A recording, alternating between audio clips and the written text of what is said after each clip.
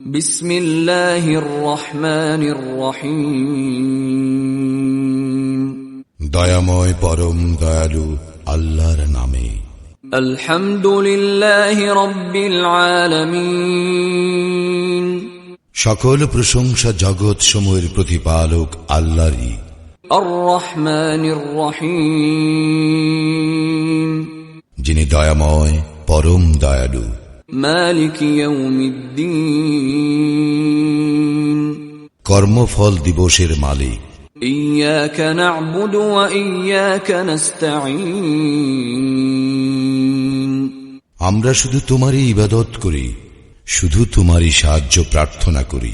ইহদিনাস সিরাতাল মুস্তাকিম।